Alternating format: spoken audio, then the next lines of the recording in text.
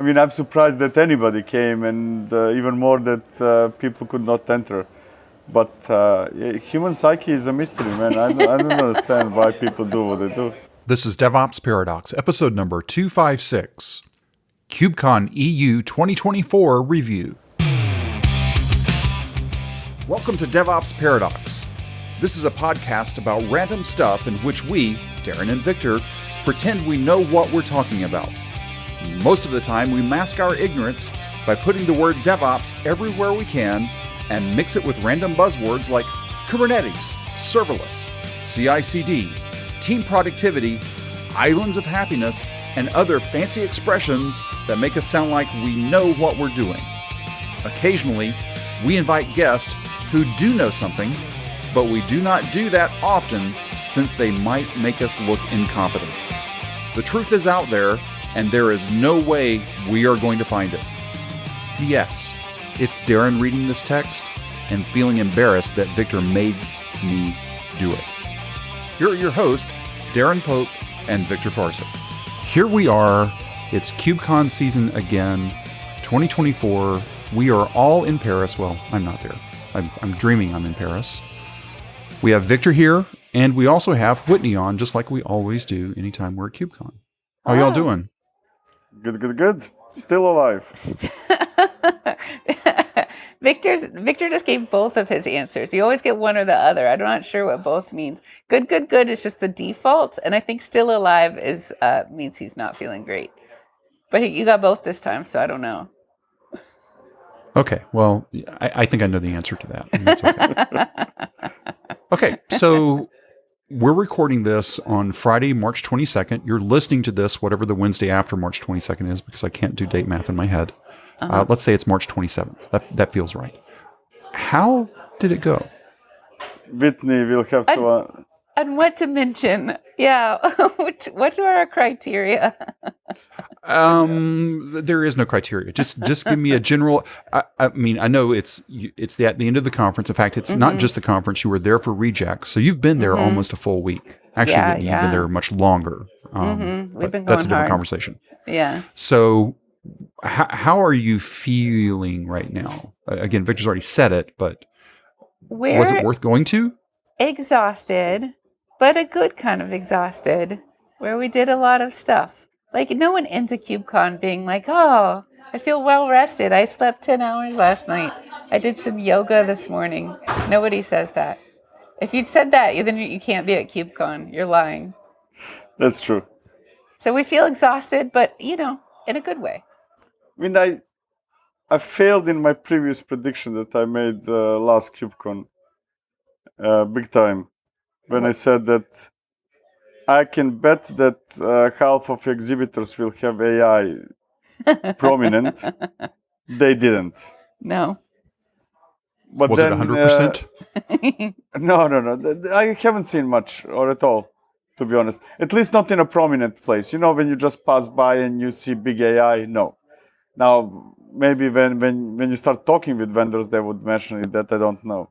But on the other hand, I hear, and Whitney will say that actually whole keynote, first day keynote was AI, and if I remember correctly, AI.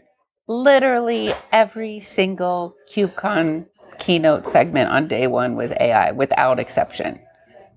I didn't like it one bit. I'm not that interested in AI. So it's a peak hype cycle right now, for sure. So I guess that I will put my prediction, postpone it for the next KubeCon. Now that on keynote everybody announced AI, then the vendors will have to do AI. I went to day 2 keynotes though, and they were much better. It was a lot more end user and or community focused. There was barely any mention of it. So disappointing that was. But there was lots of good stuff too. Does that mean that the community doesn't care about AI? And then we won't talk about AI anymore. No one I talked to was happy about the keynotes being AI focused. Like 100% AI focused. Like, sure, talk about it some. Definitely, it's the frontier right now, but it's not everything. No, I'm pretty sure that many people are very, very interested in AI, but that's not why they came here. Yeah. right? Yes, I mean, I'm interested in some TV series, and yet I wouldn't like them to play me that TV series as a keynote, right? Yeah. I've been watching from afar, and compared to previous years, I really didn't see much coming out news-wise from KubeCon. The only thing that I saw is that Oxeye was purchased by GitLab. Oh, We've had them on the we had them on the show before, so it's like that stood out to me. But there really wasn't anything else that was of note to me. Am I missing something? I'm not sure about news because I haven't been following them, but I have that theory that we are not in the innovation phase anymore in this area, right? If you want to innovate, we have a new hype cycle, that's AI, right? We are in consolidation phase. I think that we are now in a phase trying to figure out, okay, so we had thousands of solutions. yeah. Some of them became mature, some of them didn't. But the point is, okay, so what is the standard for something, right? Okay, OpenTelemetry, clear, CNI, Cilium, clear, and so on and so forth. I think that we are more in that phase, that it's becoming boring, and boring is a sign of maturity in a way. Relatedly, one thing they said many times, the 10-year anniversary of Kubernetes is coming up soon. So basically they're celebrating it now because it's happening between closest to this KubeCon. So maybe it is just boring now. So does that mean that KubeCon is going to go the way of DockerCon and it's just going to go away? No, This is the biggest one ever, isn't it? this is the biggest one. I'm not sure ever, but post-COVID for sure. Yeah. So this is the biggest KubeCon, and all the vendors I spoke with, including mine, are beyond happy in the sense of interactions and leads, scanning and kind of. Not everybody, but those that I spoke with claim that this is the best KubeCon, at least from the sponsorship perspective. And that's what I heard too from all the different people at booths that I talked to. So there is definitely interest, right? But entering into the boring phase, call it, or consolidation, does not mean that from the tooling perspective we are clearer what are ideas that stick and what are the ideas that are useful and so on and so forth. That does not mean that everybody is there yet, right? There are still companies who are just now transitioning to Kubernetes, right? And there are many, many, many more that are, yes, we are running Kubernetes for a while now and we are ready for this or we are ready for that, right? Because Kubernetes itself is only the first step, and then there is infinite number of steps. So I don't think that interest is going to diminish, or at least not in upcoming years.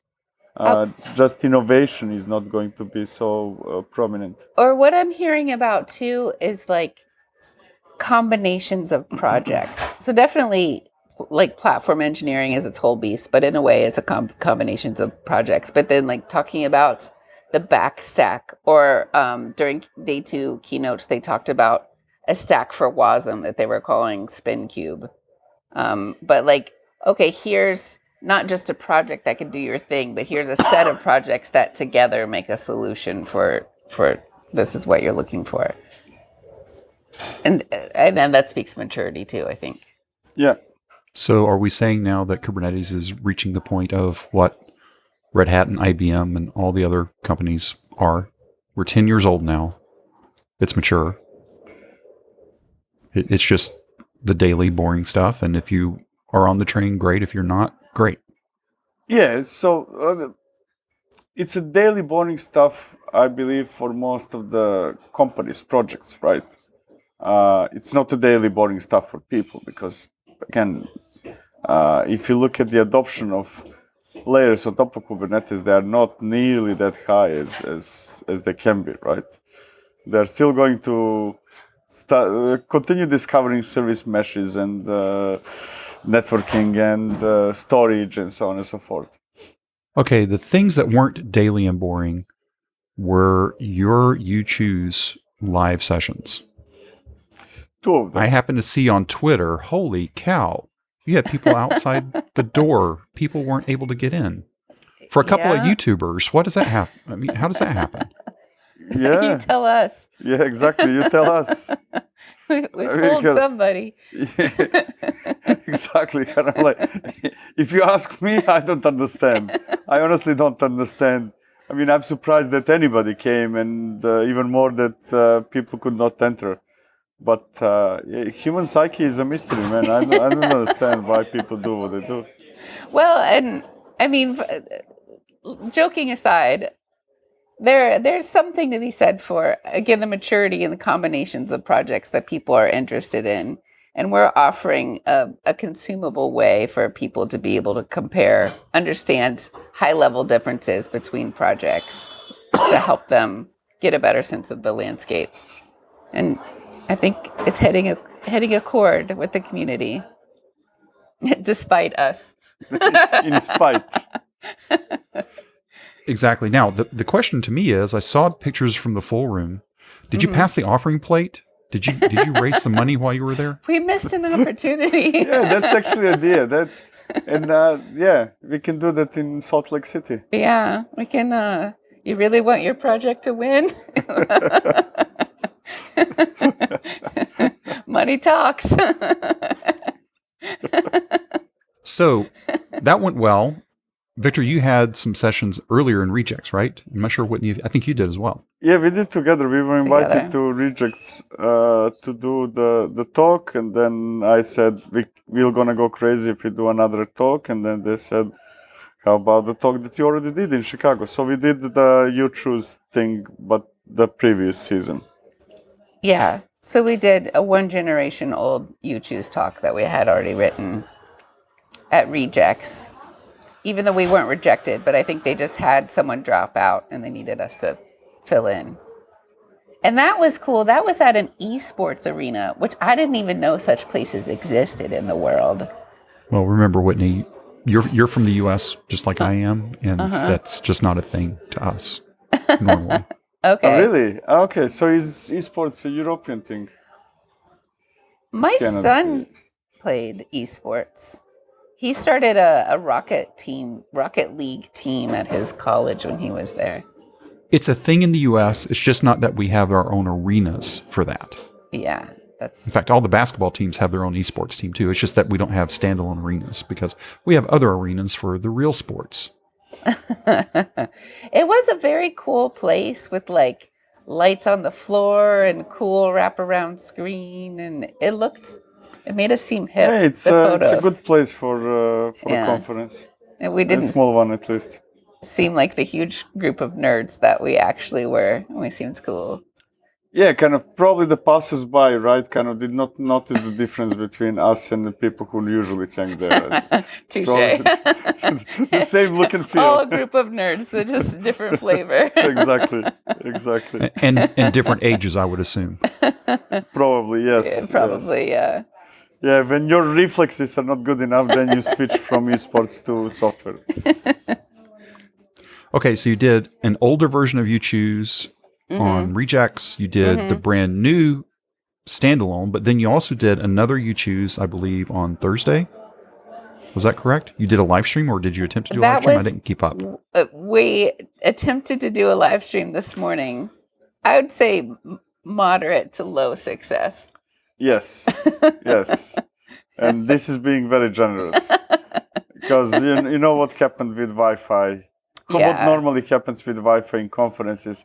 And then streaming from two computers and also downloading stuff, and doing things Yeah. did not go well. Taking forever to build a container image. It was so successful that at some moment it disconnected us completely. Yeah. And the first thing I did when we got back connection was to stop the stream and delete the video. Yeah. So the video doesn't exist, but it was a live stream. And we had fun. I had fun. Did you have fun? Oh yes, it was, sometimes I have I always have certain level of inspiration to trash things. But today I think that I was on a different level. I feel that at one moment Whitney was thinking, should I ask him for this round of tools, what to explain them or no? he was being extra spicy with his takes on which tools to use. Which usually generally we both at least try to not have an opinion as part of You Choose, because there are different use cases for different tools. But Victor had opinions, but they're gone now. They're erased from the universe. And so we're going to do a proper stream that's a recap of season 3 next week sometime from our respective home studios, where probably Victor will be nicer. Who knows? You'll have to tune in to find Depends. out. Yeah. It's a lottery. You never know.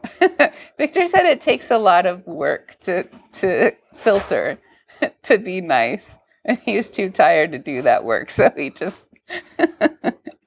brain to mouth direct. We've given You Choose way too much on this show, and that's fine. Yeah. It's because that's what we do. I know y'all went, or at least Whitney, you went to a couple of the keynotes. Mm-hmm. Was there anything interesting that you saw that you looked at? Again, this is now a mature, daily, boring driver type stuff. Can we back up and talk about day 0 before we talk about KubeCon proper? Can we do it chronologically for my OCD brain? Thank you. One cool thing that happened actually before even day 0 was there was a community effort to do a thing called KubeTrain. Did you hear about KubeTrain? I did not. So folks around Europe in different cities organized to take train rides together to get to Paris in time for rejects, with the idea of being good for the planet. So that was very fun to see online. Different groups of people travel from different cities, take a train together. And then there was a KubeTrain party in the end. I went to the KubeTrain party. Oh yeah. I did. That's when it all started. That was the beginning of the end.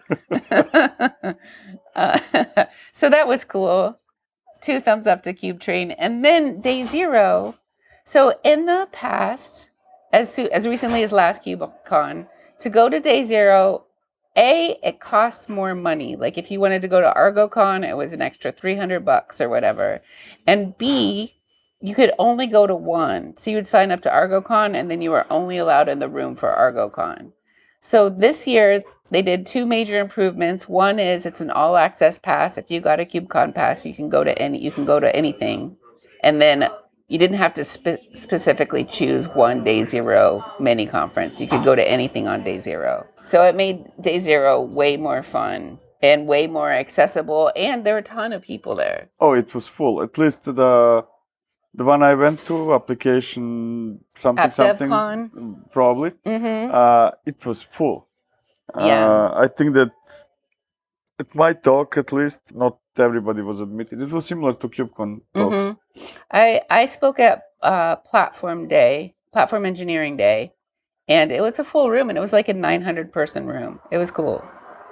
And then there were sponsor tables outside of each different room that had sponsored that particular conference.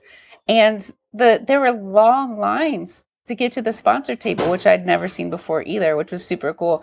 And then I would stop people and I'd be like, why are you in this line? What are you waiting for? And they would be like, a t-shirt. And I was like, wow, that's cool. I mean, I think it's amazing. I don't want to make fun of those people, but I guess it speaks to maybe the fact that the people were new to conferences and the idea of getting a free t-shirt was novel, which is great. Another long line, I asked what they were waiting for, and they said they were waiting to have a conversation with the person at the booth. And that was just so pure and nice. Like you're doing, but it's awesome. So day 0, 2 thumbs up is what I wanted to say. Do you have anything you want to add? Yep, it was great. It was really great. Was day 0 better than days 1 and 2? I'm not sure. It could be. It's like day 0 is like everyone's bright-eyed and bushy-tailed and has energy and happy to see each other because you haven't seen them yet. So it's not really a fair fight. Exactly. And then another thing is the first sponsored party was the evening of day 0. So KubeTrain party was the before day 0. The day -2. Okay. And then day 0, and then Isovalent party was when? Isovalent was day 1. Day 0. No. or maybe It was. But the point is, yes. they figured out to start having parties before KubeCon. In the past, it's only been nights of KubeCon. But we're all there and we're all want to see each other. So the sponsors are picking up on that, the companies, and organizing earlier parties, which I also like, even though I don't go. That's she likes that just as much as I like talks. I went to the isovalent party. Yeah. Okay, so that's day 0. I'm trying to stick with your OCD tendencies at the moment. Thank you. Yeah. So have we finished day 0? Yes. So we did rejects, we did day 0. Yep. Now day 1. Tell me about day 1. So day 1 was the AI keynotes. And I don't even know, I'm not very interested in AI, so it kind of went in one ear, out the other. I wasn't. One thing they said is like 70%, let me think, of all the people who've made AI prototypes, 70% have not gone to production. Like it's some number of there's a big blocker. It's easy to write your first AI prototype. It's hard to get it to run it at scale. So that's the problem people are having that's trying to be solved right now. I would have a different interpretation of that sales pitch, because probably whomever was saying that is providing some solution for production. To me, that number sounds right, because everybody's crazy now trying AI, but nobody even know, and many of us do not even know what it's for. I mean, I know what in general ChatGPT is for and stuff like that, but hey, I need to do some AI in my company. What will it be? We don't know yet. But if we don't do it, we will be doomed. We don't want to be left behind. Exactly, we will be left behind. So to me, sounds plausible that that AI is much more in labs than production. But they presented it as because they're having problems getting to production with it, not because it's not ready for production. They're most likely having problems because it's not easy to find GPUs, and also we don't have the ecosystem. Even though big part of the ecosystem can be used for AI, right? There are probably some special things, AI specific solutions that are probably not there yet, or not as mature as what we have with normal application workloads, right? So that sounds correct. I'm still certain that it's much more in the labs than in production. Besides having problems or not. I have a super noob question. Maybe one of you can answer it. What's the difference between AI and ML? It sounds like I'm setting up a joke, but it's not. It's real. The end result sounds more like human. Oh, okay. All right. I mean, when you get that pop-up with the point to all the pictures that have a contain traffic car, light. right? Yeah, That's just as much AI training as anything else. I guess that most people associate today AI with. Oh, help me, Darin. What's the name of the type of models used in ChatGPT and others? Well, it's generative AI. Generative AI. I think that most people associate, when you say AI, they mean generative AI, right?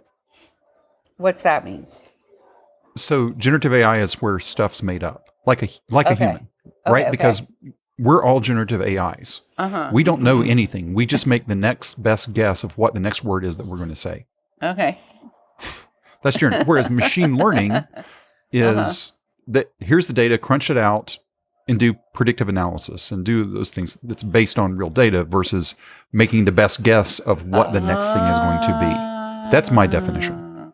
That helps clarify it for me. Thank you very much. It doesn't mean it's right, Whitney. Remember that. Because it is me saying it. And I am a generative AI, so things are just being generated as I talk. Okay. That's the way I just think about it. It's not.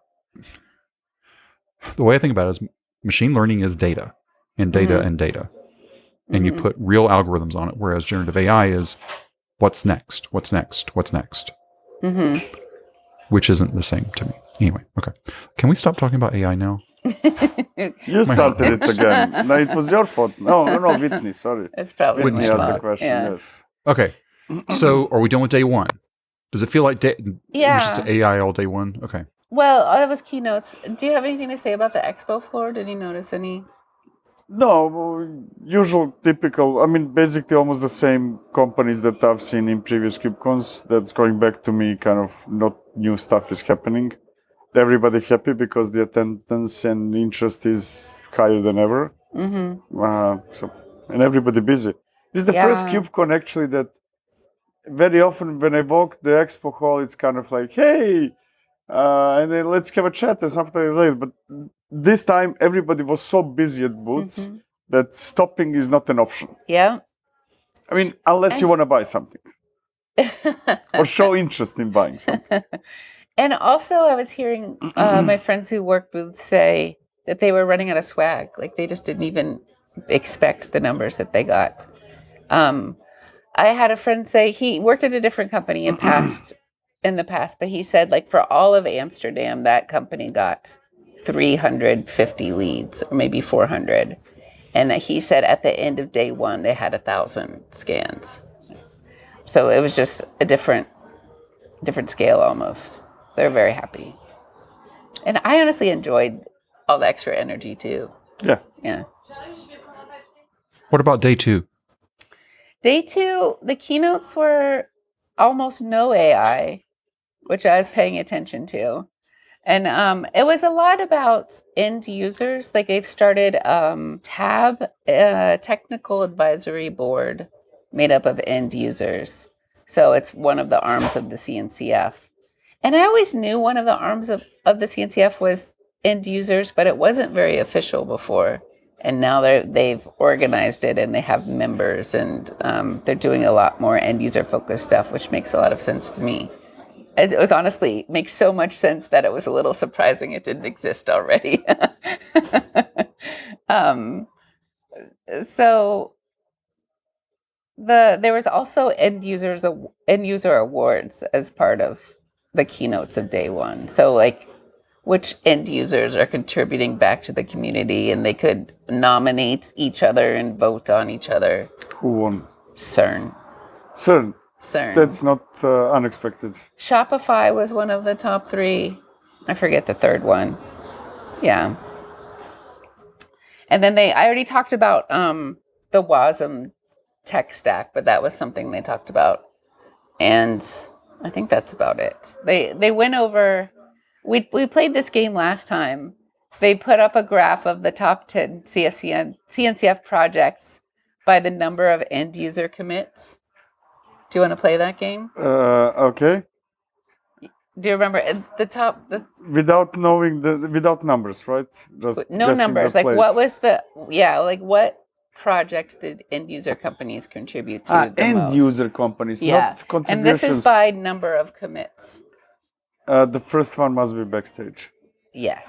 And do I get the prize or something? You do, yeah. And beyond that, I have no idea, no clue. Maybe open telemetry?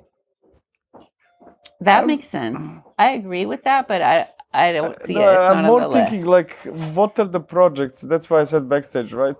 What are the projects that are where end users would have interest in investing, right? One of them I don't know what it is. Okay, what's the second? The second one I don't know what it is. What is KCL? KCL, I know what it is. And it's even in our you choose, but if you ever go back to start from the beginning. Yeah.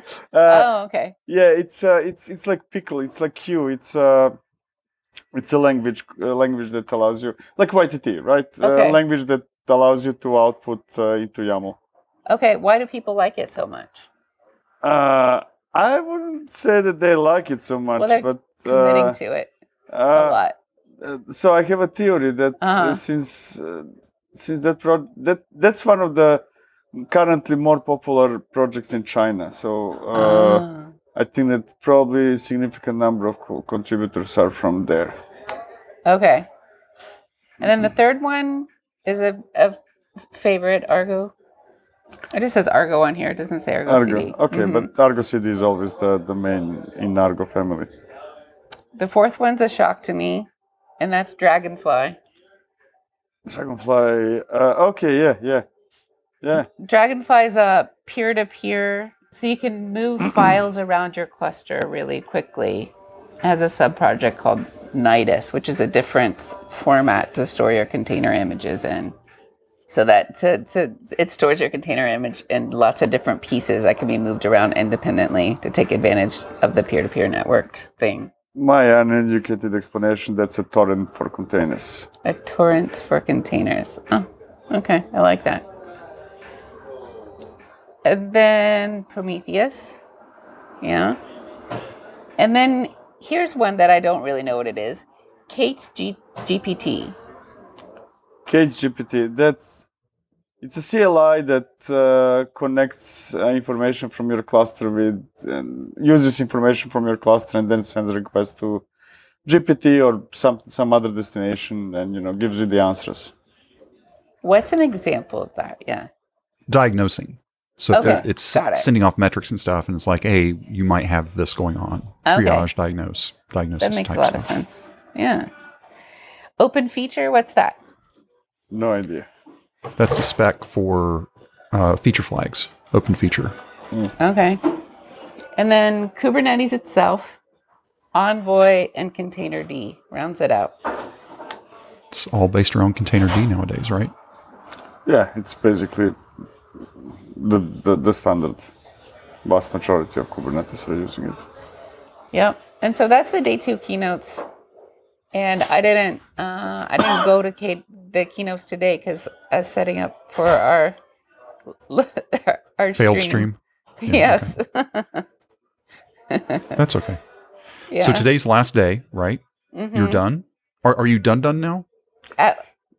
After this stream is over. Yes, there's Done, probably done. some dinner going on, but yes. Okay. Well, You know, So- I consider done when I board a plane or a train, right? That's when it's Right. done. Mm-hmm. okay. So what are you looking forward to coming over to the U.S. to Salt Lake? What are you thinking about? First, me never being in Salt Lake City. That's the most important part of it, right? You're very curious about the cult aspect, the culty. I just take me. If I could be choosing, KubeCon would never be in any of the cities I've ever visited before. Okay. That should be the golden rule, right? Excited to explore a new city. Yes, I haven't been in Slovakia, for example. Mm-hmm. Where is EU next year? London.